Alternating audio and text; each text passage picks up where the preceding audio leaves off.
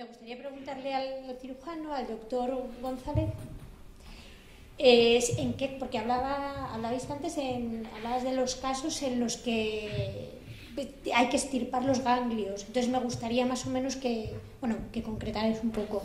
Sí, vamos a ver. El extirpar o no los ganglios tiene una trascendencia con vistas a que las comorbilidades de la extirpación de los ganglios son importantes. Es decir, quitar el tiroides es relativamente inocuo.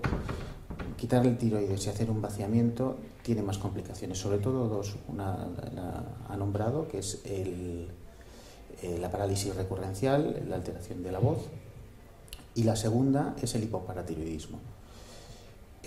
Las paratiroides son las glándulas que controlan el metabolismo del calcio, están detrás del tiroides, y la simple disección son muy sensibles, consumen muchísima energía, y la simple disección de ellas, solo tocarlas, puede hacer que se paralicen.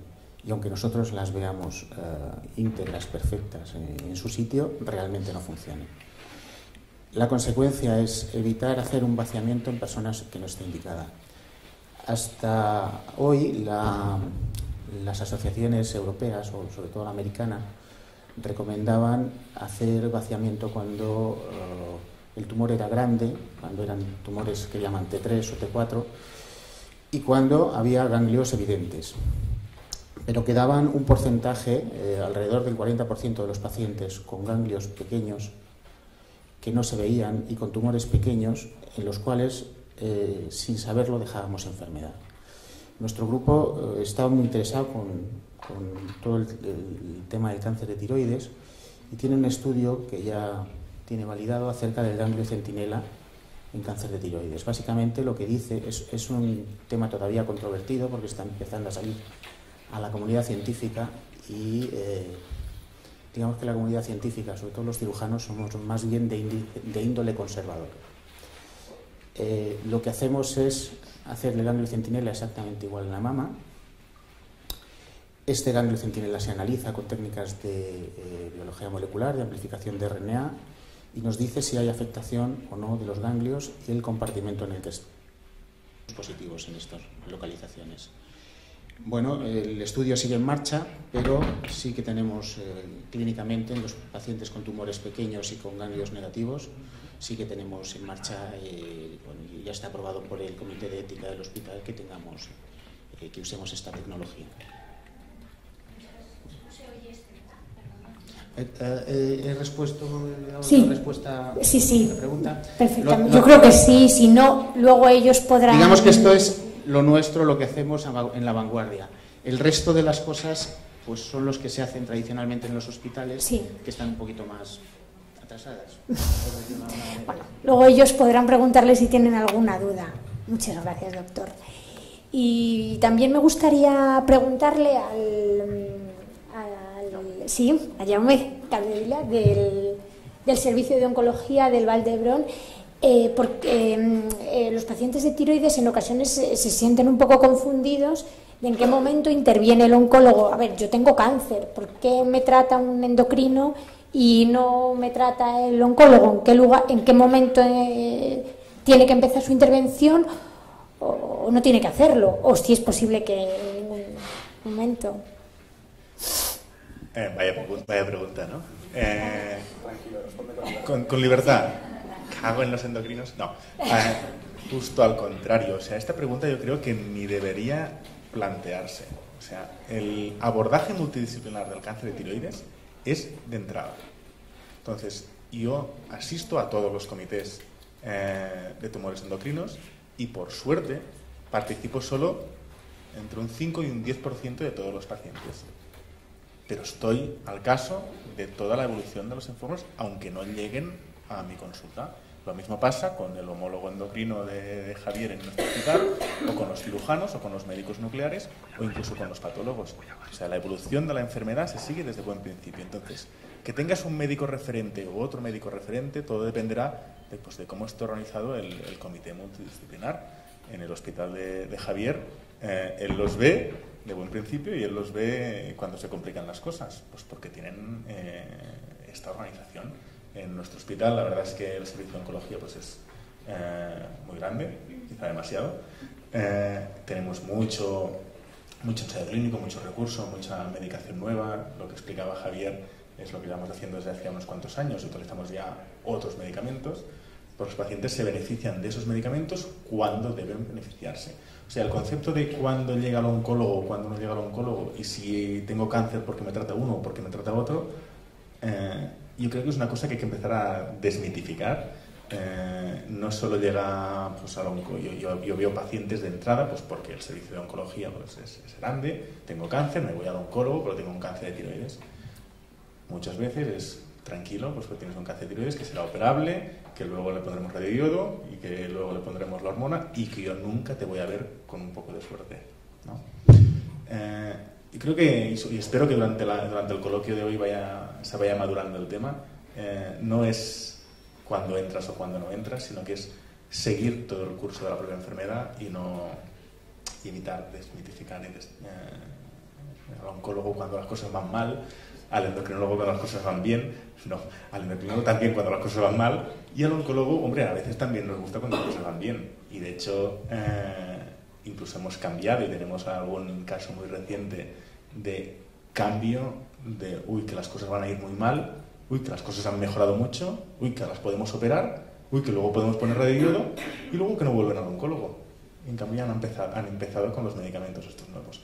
O sea, es la mentalidad que hay que cambiar. Muchas gracias, doctor. También quería preguntarle a la doctora Mercedes Mitjavila sobre la preparación justo antes de empezar con el tratamiento de yodo, porque también yo no sé si en los hospitales varía, en los alimentos que se pueden tomar también, muchísimas veces. Quería preguntarle si hay protocolos y cuáles son las pautas. Hombre, como ha comentado Javier, lo que necesitamos es que la célula tiroidea o tumoral que quede está en las mejores condiciones para captar el yodo.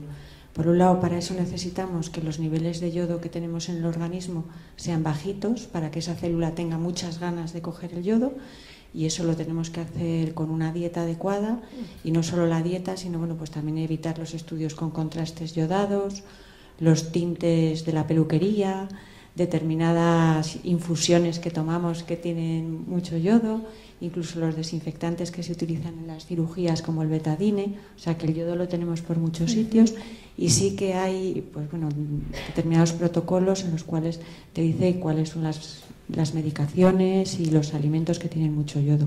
Y luego, por otro lado, necesitamos que la TSH esté elevada para que también esa célula tenga muchas ganas de coger el yodo, y la manera de conseguir esa TSH elevada era o la inyectamos o la fabrica el propio organismo, y eso tenemos que valorar las condiciones del paciente, las características del tumor en concreto, lo extendido que esté, para utilizar un método o utilizar otro.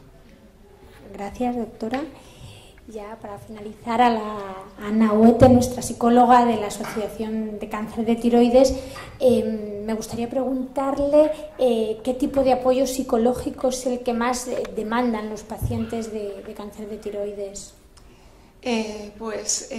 Lo que necesita realmente el paciente cuando llama, lo que quiere es el apoyo que le permita pasar por todo el proceso. O sea, él va al médico, todo el mundo le habla, todo el mundo le comenta, el médico le da pautas, la familia le dice tranquilo, te vamos a apoyar.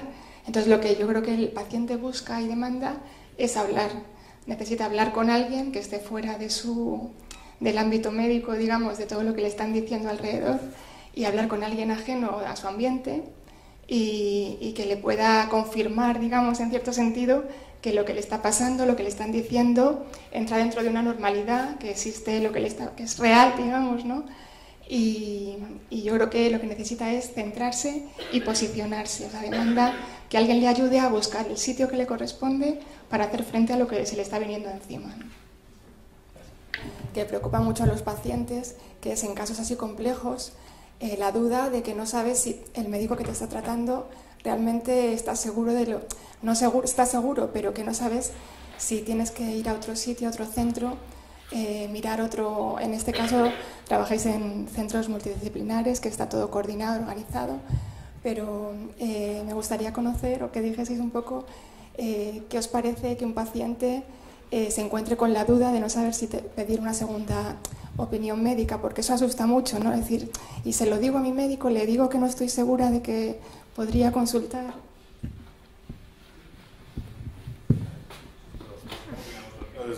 Evidentemente, eso es un derecho que tenéis, un derecho, y hay que hacerlo.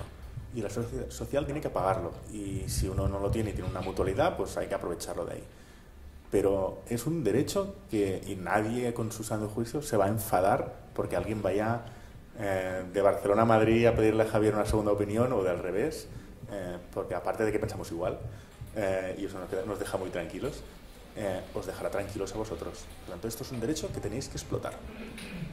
Yo quizá os quiera matizar un poquito respecto a la personalidad de los cirujanos, que es muy condicionante, ¿no? A ver, me explico. La cirugía es diferente a cualquiera de las especialidades médicas porque, bueno, pues nosotros partimos de que aquello del primum non nocere, o sea, lo primero es no hacer daño, para nosotros es radicalmente falso. Lo primero que hacemos en el caso del cáncer de tiroides es un corte en el cuello, o sea, ya estamos haciendo daño. Ya esta máxima no se puede aplicar al cirujano. Por otra parte, la máxima del cirujano es operar a un paciente siempre y cuando, los cirujanos lo vivimos como un verdadero privilegio, seas el que mejor lo hace. Entonces, continuamente tienes que estar realimentando tu ego para ponerte delante de una persona y estar dispuesto a hacerle lo mejor y estar convencido de que es lo mejor. Entonces, eso nos lleva a que el ego se tiene que dilatar obligatoriamente, porque si no, no operarías a ningún paciente. Porque si tú no pensases eso, tendrías que derivar a todos los pacientes a aquella persona que lo pueda hacer mejor.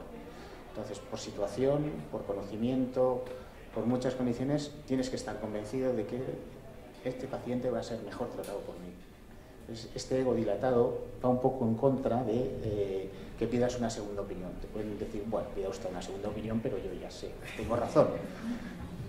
Es condicionado por este hecho, ¿verdad? Entonces, yo os pido que lo entendáis, aunque yo como cirujano no tengo ningún problema en que se pidan más opiniones. Es más, si alguien cree que puede aportar algo a lo que le voy a hacer, que lo diga o que venga a echar una mano, ¿vale? Sí, yo sin extenderme mucho, ya termino. Yo diría que, un segundo solo, a la mayoría de los médicos nos parece estupendo que pidáis segundas opiniones. Y a los poquitos que les parece mal, es un buen test para cambiarse de médico. Porque muchas veces eso denota inseguridad. Claro, si tú estás convencido de lo que has hecho lo mejor que has podido, le has explicado al paciente los pros y los contras de todo y realmente estás convencido de que es la mejor opción, ¿qué problema hay en que busque otra opinión? Para absolutamente ninguna. Muchas veces denota seguridad. La pregunta que yo iba a hacer inicial era un poco cambio de tono, porque era preguntar por las dosis bajas de radioyodo, porque realmente cada vez hay más gente con microcarcinomas, con tumores, pues vamos, muy supuestamente fácilmente manejables y que se está intentando hacer menos. Eso es lo que te comento, o sea, venía al hilo de seleccionar a los pacientes no por el tumor en sí, sino por el riesgo de recidiva.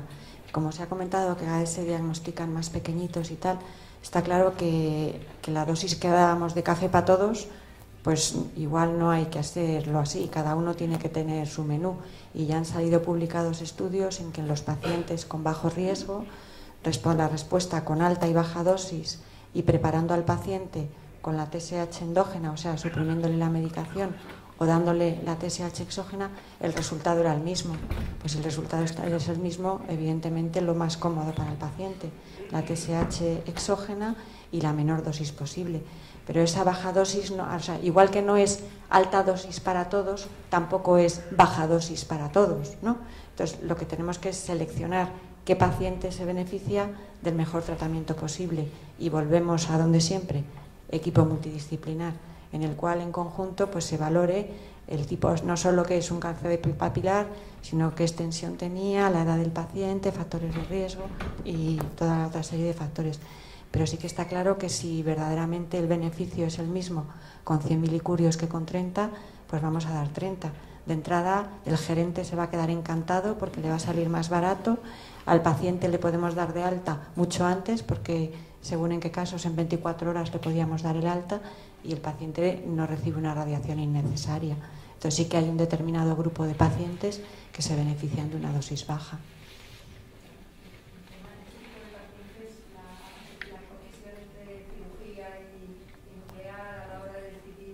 A ver, está claro que cuanta mejor cirugía hay, menos yodo necesitamos.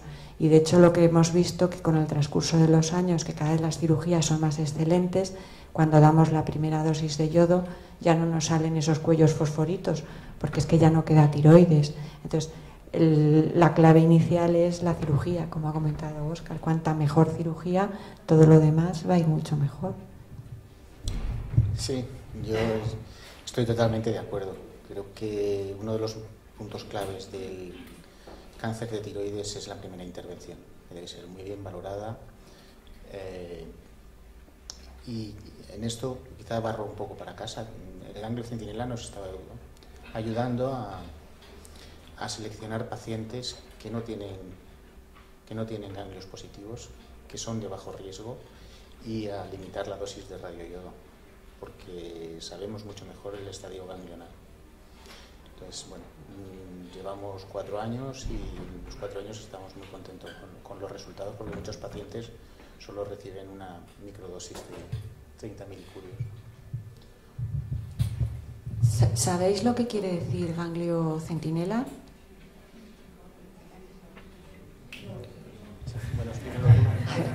El tema del ganglio centinela se ha oído hablar mucho en el cáncer de mama, y es una técnica que utilizamos en medicina nuclear, en el cual dentro del tumor, si es en el cáncer de mama, pues en la mama, y en este caso en el tumor tiroideo, se le inyecta una sustancia radiactiva, de manera que se va a comportar como si fuera una célula tumoral.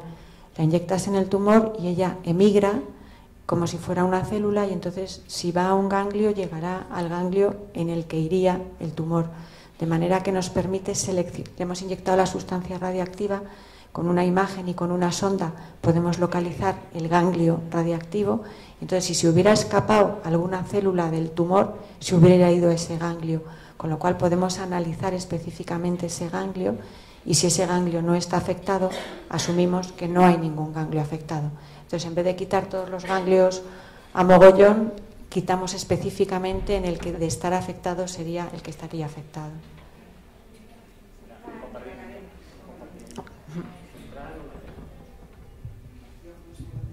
Bueno, hola, buenos días. Bueno, yo he sido sometida a una tiroidectomía total en enero y bueno, tenía un microcarcinoma papilar. Entonces, lo que me interesaba saber es, porque ahora me han encontrado que tengo leucocitos bajos, si tiene alguna relación, alguna posible relación, alteraciones en la tensión, subida de tensión, bajada en... O sea, que se me ha descontrolado un poco la cosa, ¿no? Quería saber... Tu turno. No hay ninguna relación entre el cáncer de tiroides y tener leucocitos bajos o altos, de modo que eso es independiente. Y respecto a la tensión, hay que ver cada caso en particular, pero respecto a la tensión puede haber una relación entre cómo estén las hormonas tiroideas, porque desde que no tienes tiroides ya no eres tú quien regula cuánta hormona necesitas, es el médico que te dice toma 100 o toma 125 o toma 150, y si estás un poco pasada de dosis, eso puede subir algo la tensión, no se puede alterarla.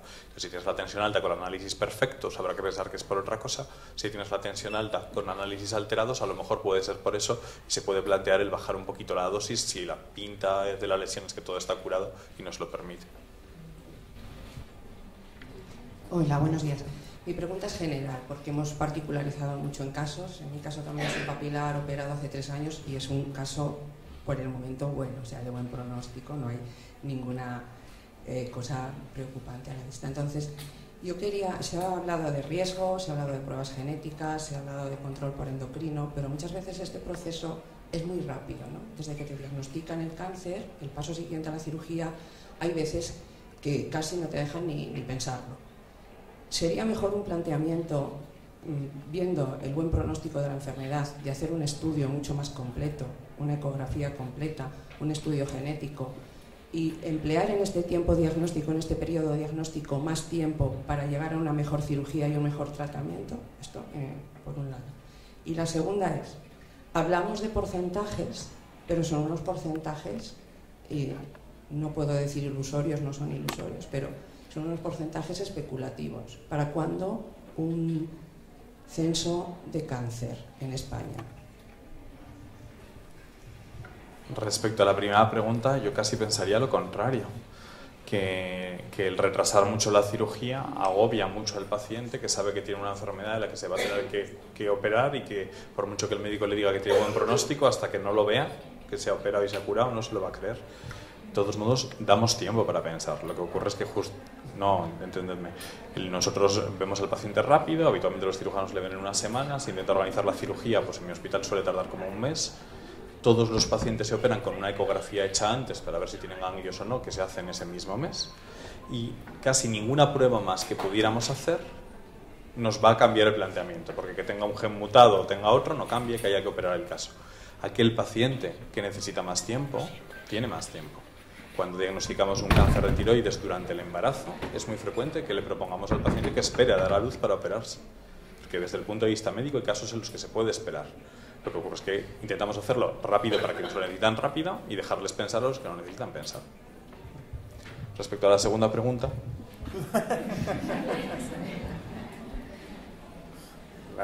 Lo que pienso, nunca la habrá.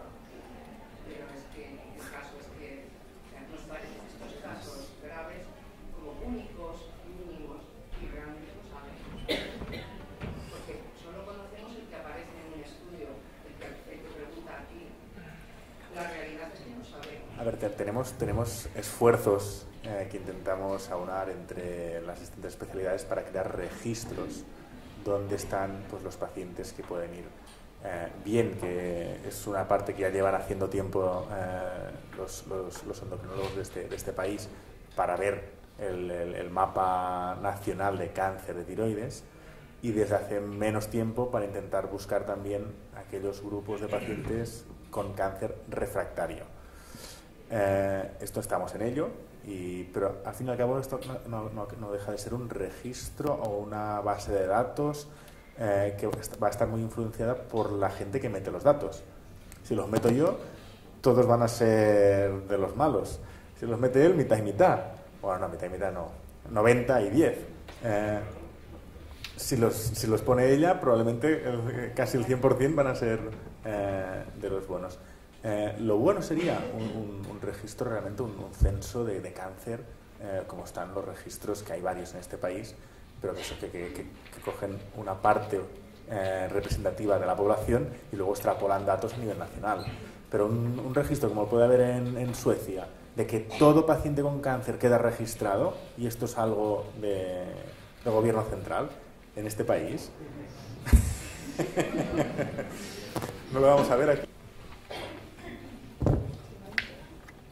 Hola, ¿qué tal? Pues de todo, muchas gracias por estar aquí. Yo soy una paciente de cáncer de tiroides desde el año pasado. Me hicieron una tiroidectomía total con un vaciamiento recurrencial izquierdo. Y bueno, ahora llevo el Eutirox, pasé el radioyodo del año pasado y tal. Mi pregunta es un poco general. Los pacientes con cáncer de tiroides, ¿con qué otros efectos secundarios tienen que lidiar en su día a día? Porque en mi caso, claro, yo tengo ahora dermatitis, tengo muchos problemas con la piel y estoy continuamente en el médico de cabecera, es como mi segundo hogar. Entonces, claro, de repente tengo problemas en el estómago y claro, siempre que aparece algo nuevo me dice la endocrinóloga, claro, es que ese es un efecto, ¿no?, del cáncer de tiroides, tal. Claro, pero es que yo lo que deseo saber es con qué convive un paciente de cáncer de tiroides, cuáles son las molestias más frecuentes para un paciente de cáncer de tiroides, que muchas veces no lo sabemos, es como lo que vamos aprendiendo, y tampoco yo lo que deseo es vivir continuamente en el médico de cabecera, ya más o menos saber, bueno, tengo muchos problemas en la piel, pero es una causa derivada de aquello y puedo paliarlo de una forma, no tener que ir a un dermatólogo, no tener que ir a un estomatólogo y cosas así, ¿no? O como por ejemplo los cambios de humor también, que sé que es derivado también del Eutirox muchas veces, o por las hormonas. Eso tampoco no nos lo dicen, es algo que vas aprendiendo con el tiempo, ¿no? Hombre, tampoco quiero saberlo todo ya, porque sé que descubriré más cosas, pero quisiera, aunque sea, saber más o menos lo general, ¿no? Con qué es que nosotros vamos a empezar a convivir a partir del tiempo que vayamos avanzando también. Gracias. Vale, como ha dicho Jaume, en el cáncer de tiroides habitualmente los síntomas vienen dados de los tratamientos y no de la enfermedad.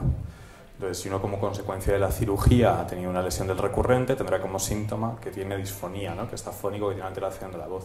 Si tiene el problema de las paratiroides, si tiene el calcio bajo, puede notar hormigueos alrededor de la boca, hormigueos en las manos, etc. Tenemos tendencia, y lo hemos dicho antes, justo después de la cirugía, a dar dosis de hormona tiroidea más altas de lo normal para intentar suprimir lo máximo posible la TSH. Realmente lo que estamos entonces haciendo es produciendo un poco de hipertiroidismo, te estamos dando más hormonas de las que necesitas. Los síntomas habituales del hipertiroidismo son más cansancio, más nerviosismo, sensación de más calor, a veces algo de diarrea, dificultad para conciliar el sueño y para dormir. Es muy variable. La mayoría de los pacientes, a pesar de estar con pastilla dosis un poquito alta, se encuentran bien y no notan prácticamente ningún síntoma. Pero hay algunos que notan muchos de esos síntomas, incluso con hormonas no muy altas. La buena noticia es que en la mayoría de los casos, una vez que hacemos la evaluación, aproximadamente 9 o 12 meses después de haber dado el tratamiento con yodo, para ver cómo se ha quedado todo, si todas las pruebas muestran que la enfermedad está en remisión, levantamos un poquito la mano. No damos tanto tratamiento con hormonas, sino que damos un poco menos. De modo que muchos de estos síntomas relacionados con la alteración de las hormonas mejoran. En principio lo esperable es que los síntomas no vayan a peor con el tiempo, sino lo contrario, que vayan a mejor. Que al estar con la hormona más en su sitio, más en el medio de lo normal y no en el límite alto, muchos de estos síntomas desaparezcan. Pacientes con hipotiroidismo, incluso aunque no haya sido por un cáncer de tiroides, hay muchísimos, toman tratamiento con hormona tiroidea y cuando la hormona está dentro del rango normal, el 99% de ellos están asintomáticos.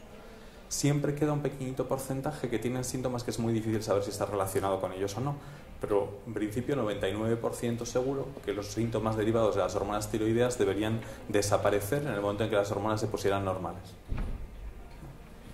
Sí, yo quería comentar que el problema, yo creo que los primeros 6 meses, el problema gordo, digamos, es la cirugía, el radioyodo y volver un poco a la vida normal, ¿no? Cuando ya lo malo, digamos, se ha pasado, lo grave, empezamos a darnos cuenta de que claro que hay algo más y es el cambio hormonal, ¿no? Yo creo que afecta mucho al estado de ánimo. Primero es porque vienes ya descolocado de todo lo que has tenido que pasar. Y luego porque es verdad que no te encuentras realmente tú. Estás unos días más animado, otros días muy bajo, otros días nervioso. No es un estado constante o estable en el que tú te encuentres que eres tú realmente, ¿no? Entonces yo creo que es sobre todo tiempo, ¿no? Tiempo de que el cuerpo vaya amoldándose, en plan hormonal, ¿no? A ese estado y luego ir poco a poco aceptando que a lo mejor vamos a tener molestias pequeñas, ¿no? Pero que hay que tomarlas como tal, que son problemas que se pueden tratar, ¿no? A lo mejor con el mismo médico de cabecera, pero sobre todo ir aceptando que vale, que es que hemos tenido un problema grave y que vamos a tener que ir viviendo a lo mejor de otra manera, ¿no? Y con más precauciones, con más seguimientos y también con un poco de apoyo pues, de todos los que nos rodean y sobre todo ser conscientes de que es que hemos pasado una enfermedad y que nos va a llevar tiempo a moldarnos, ¿no? Que nuestro cuerpo se amolde y que nuestra mente también acepte que a lo mejor ahora pues nuestra vida no va a ser exactamente igual, pero no tiene por qué ser peor. Bueno, ya vamos fuera de tiempo, entonces ahora cada uno de los especialistas debería haber hecho una reflexión final, pero como no hay tiempo, no sé si alguno quiere hacer un pequeño resumen, una valoración o no. Estamos encantados de estar aquí, invitadnos todas las veces que queráis. Para nosotros también es muy útil porque a veces en la consulta no todos los pacientes preguntan todo, a veces les da miedo, a veces no sabemos muy bien qué les preocupa y tenemos que sacárselo con sacacorchos, así que nos vienen muy bien vuestras preguntas. Y yo creo que un poco la idea general para mí es un mensaje de, primero, tranquilidad para el recién diagnosticado, que los casos que van mal son muy poquitos, y de optimismo para los casos que van mal, en el que estamos en un momento en el que están apareciendo muchísimas opciones nuevas de tratamiento y solo estamos viendo cómo es la mejor forma de seleccionar cada tratamiento para cada paciente en concreto. Muchas gracias.